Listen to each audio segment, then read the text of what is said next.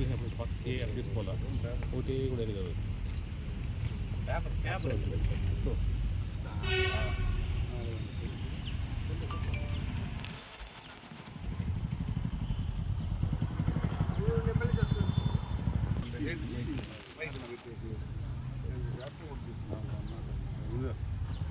బయట ఫోన్ చేయబడి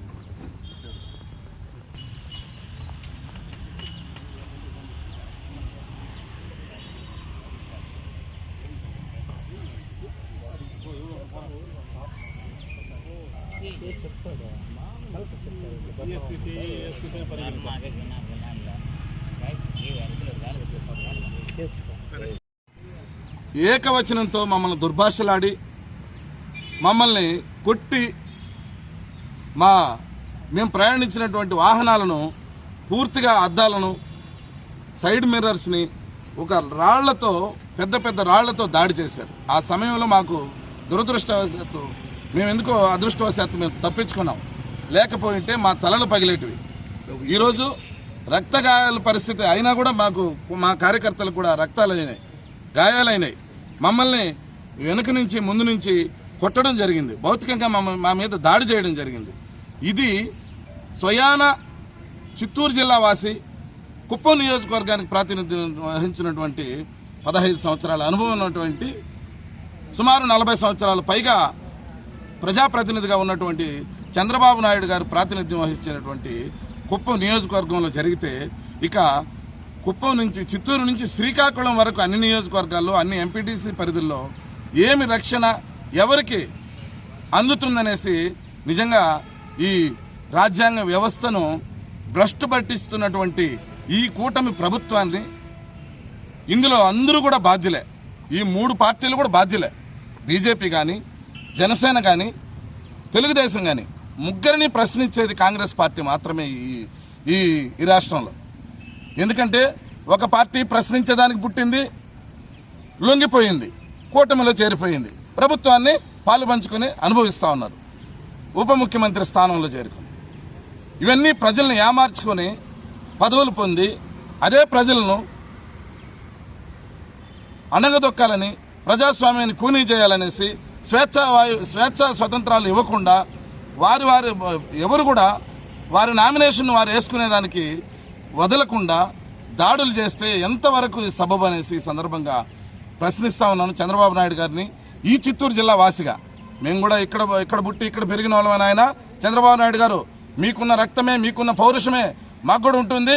దయచేసి మేము కూడా దీన్ని ఇంతటితో కాంగ్రెస్ పార్టీ అయితే వదలదు.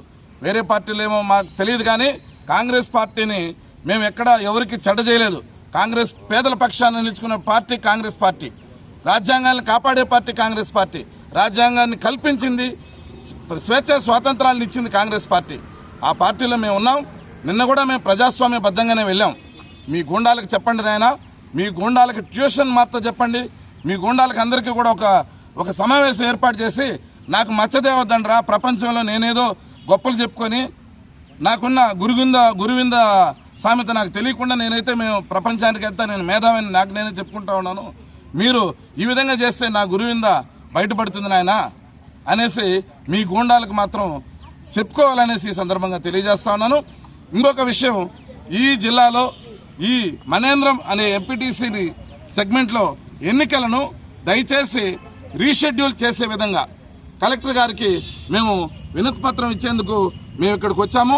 కలెక్టర్ గారు అందుబాటులో లేరు. ఆయన ఎంత సమయానికి వచ్చినా కూడా మేము ఇక్కడ వెయిట్ చేసి ఆయనకి ఈ వినతి పత్రాన్ని ఇస్తాము.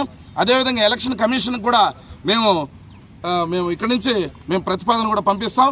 ఈ రిపోర్ట్లన్నీ కూడా మాకు దాడి జరిగినటువంటి విషయాలు, మా మీద భౌతికంగా దాడి చేసింది, మా కార్లు ధ్వంసమైంది, ఇవన్నీ కూడా ఒక ఫైల్ రూపంలో మేము ఎన్నికల కమిషన్ కూడా మేము పంపిస్తామనేసి ఈ ఎన్నికలను రీషెడ్యూల్ చేసి మళ్ళీ ఇంకొకసారి విడుదల చేయాలనేసి కూడా, లేకపోతే మా కాంగ్రెస్ పార్టీ ఎంపీటీసీ అభ్యర్థి గీతను నామినేషన్ను వేసేందుకు సహకరించాలా. కనీసం 1, 2, 3 రోజుల్లో అయినా కూడా ఇంకా విత్డ్రాల్స్ కూడా ఉంది. ఆ సమయాన్ని స్పెషల్గా తీసుకొని కూడా మా అభ్యర్థిని నామినేషన్ అనుమతించాలనేసి కోరుతున్నాము. ఎందుకు మీకు ఇంత భయం? మా కాంగ్రెస్ పార్టీ నామినేషన్ వేస్తే మీకెందుకు భయం? మీరు నిజంగా ప్రజల్లో మంచి పేరుంటే మీరు గెలుచుకోండి, ప్రజల్లో పోదాం రండి. కుప్పంలో ప్రజా సమస్యలు లేవా? కుప్పంలో ఎందుకు మీరు అంత దాగుడు మూతలు ఆడుతూ ఉన్నారు? ఎందుకు భయభ్రాంతులు చేస్తున్నారు ప్రజల్ని? మీరు నిజంగా రక్షణ కల్పించాలి. గత 15 సంవత్సరాల నుండి మేము రాజకీయాలని చాలా అబ్జర్వ్ చేసినామండి. జగన్మోహన్ రెడ్డి గారి ప్రభుత్వంలో కూడా చూసినాము. కాబట్టే ఆ జగన్మోహన్ రెడ్డి గారి ప్రభుత్వం పైన షర్మిలమ్మ గారు కానీ కాంగ్రెస్ పార్టీ కానీ చాలా బలంగా మేము ప్రతిస్పందించినాం. కానీ మేము 200 మందితోనో 100 మందితోనో 50 మందితో కుప్పంలో ఎందుకు వెళ్ళలేదంటే, ఇది చంద్రబాబు నాయుడు గారి కాన్స్టిట్యున్సీ కదా, ఇక్కడ ప్రజాస్వామ్యం ఉంటుందని నిజంగానే దైవసాక్షిగా పొరపడి మేము దానిలోకి వెళ్ళినాం అంతే. అక్కడ నామినేషనే కదా వేసేది. కాంగ్రెస్ పార్టీ గెలుస్తుందా ఓడుతుందా సెకండరీ అయితే, నామినేషన్ అనేది కుప్పం నియోజకవర్గంలో చంద్రబాబు నాయుడు గారి నియోజకవర్గంలో ఉంటుందనే భ్రమలో మేము వెళ్ళినాం. వచ్చిన తక్షణమే ఏకధాటిగా 50-60 మంది దాడి చేసి నామినేషన్ వేయకుండా, నామినేషన్ అనేది వేయమని చెప్పితే ప్రాణాలతో బయటపడే విధంగా వదిలిపెట్టినారు. మేము నామినేషన్ జోలికి రాము వేయము అని చెప్పి మా డీసీసీ గారు పదే 100 సార్లు చెప్తే వాళ్ళు అక్కడిని ఇంకా వదిలిపెట్టాల్సిన పరిస్థితి వచ్చింది.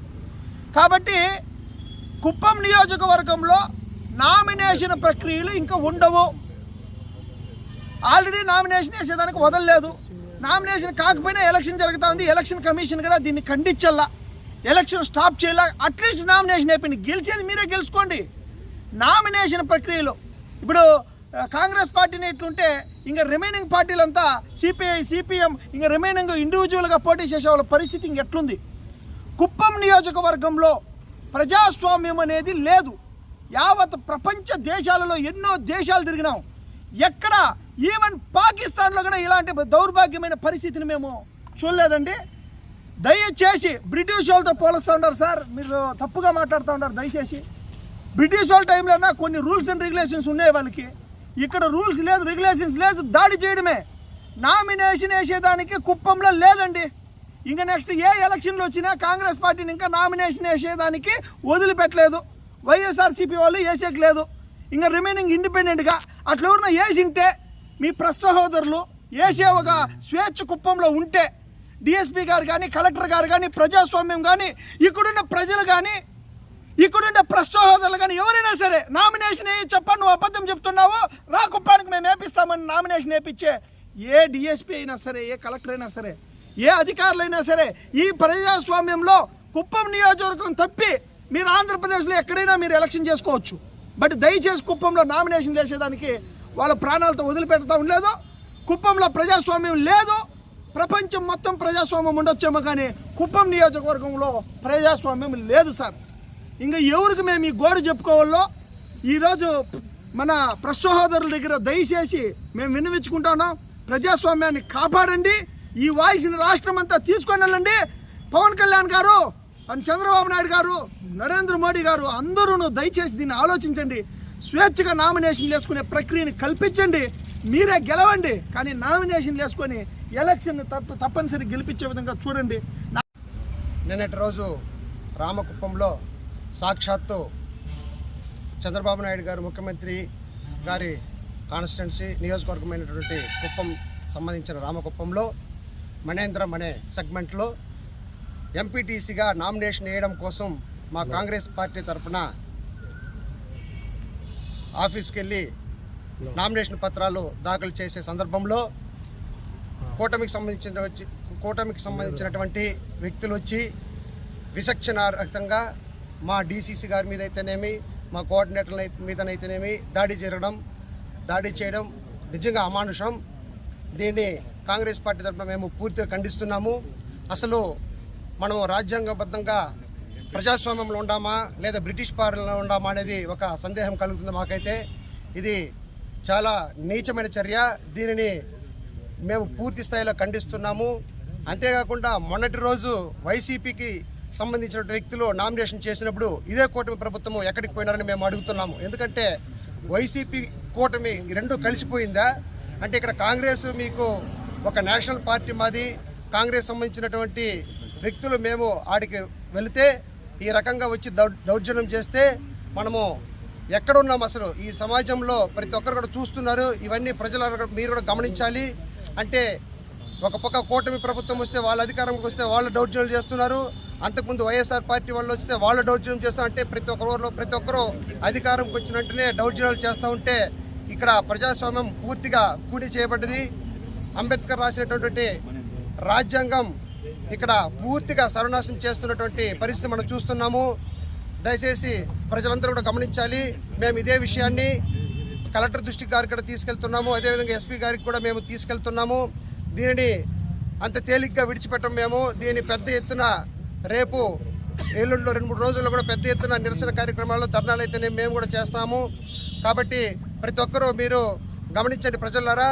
దయచేసి ఈ కూటమి ప్రభుత్వాన్ని అదేవిధంగా వైఎస్ఆర్ ప్రభుత్వాన్ని వీళ్ళు చేస్తున్నటువంటి అరాచకాలు, వీరు చేస్తున్న దౌర్జన్యాలు మీరందరూ గమనించి ఇంకా రాబోయే కాలంలో వీరికి మీరందరూ కూడా బుద్ధి చెప్పి మళ్ళీ ఇందిరమ్మ పరిపాలన మనం తీసుకొని వచ్చే కార్యక్రమం కూడా మీరందరూ చేయాలని మనస్ఫూర్తిగా కోరుతున్నాను. అందరికీ నమస్కారం. రాజ్యాంగపరంగా ప్రజాస్వామ్యపరంగా మన ప్రాంత ముఖ్యమంత్రి గారు 15 ఏళ్ళు పైబడి ముఖ్యమంత్రిగా అయినారు. సంతోషం. అయితే తన కుప్ప నియోజకవర్గంలో గతంలో ఒక మహిళ అప్పు చేసిందని బహిరంగంగా కొట్టడం జరిగింది. అదే రకంగా నిన్న ఎన్నికల నోటిఫికేషన్ రిలీజ్ అయితే రామకుప్పంలో మహిళను నామినేషన్ అయిపోతే ఆ మహిళను చాలా దారుణంగా ప్రజాస్వామ్యంగా ఆమెను దాడి చేసి ఆమె దగ్గర నామినేషన్ వేయలేకపోయారు. మేము ఈ ముఖ్యమంత్రి గారిని మేము క్వశ్చన్ అడుగుతున్నాం. అయ్యా, నువ్వు శాంతి భద్రతలు కాపాడుతానని, ప్రజాస్వామ్యాన్ని కాపాడుతానని, రాజ్యాంగపరంగా నడుచుకుంటానని, నేను ఈ రాష్ట్రంలో ఈ దేశంలో ఉత్తముడిగా ఉంటానని మీరు చెప్తూ ఉంటారు. అయితే మీ నియోజకవర్గంలో జరిగినటువంటి ఈ ఎన్నికలకు సంబంధించి ఈ రకంగా జరుగుతూ ఉందంటే మీరు మీ కుప్పం నియోజకవర్గంలో ఓటమిని మీరు గ్రహించారా? కాంగ్రెస్ ఈరోజు పోటీ చేస్తూ ఉందంటే అక్కడ ఉన్నటువంటి కాంగ్రెస్ బలాన్ని మీరు చూసి ఈరోజు కాంగ్రెస్ నామినేషన్ వేయకుండా చేస్తున్నారా? అయితే ఇది అప్రజాస్వామ్యం, ఇది దారుణం, ఇది ముమ్మాటికి రాజ్యాంగ విరుద్ధం. దీనికి సంబంధించి మీరు ఏం సమాధానం చెప్తారనేసి కాంగ్రెస్ పార్టీ మిమ్మల్ని డిమాండ్ చేస్తూ ఉంది. అయితే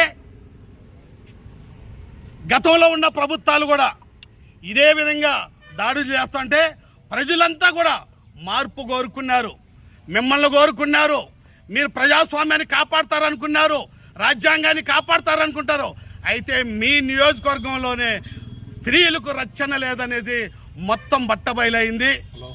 దీనిని ఎవరైతే దాడి చేశారో, ఏ రాజ్యాంగం అయితే ఎన్నికల గురించి మాట్లాడుతుందో ఆ ఎన్నికల కమిషనరు ఆ రాజ్యాంగ పరంగా నిన్న జరిగినటువంటి దానికి మీరే బాధ్యత తీసుకొని దానిపైన పూర్తి విచారణ చేసి ఖచ్చితంగా తప్పు చేసిన వారు ఏ పార్టీ వారైనా సరే మీరు చర్యలు తీసుకోవాలనేసి ఈ సందర్భంగా కాంగ్రెస్ కోరుతుంది.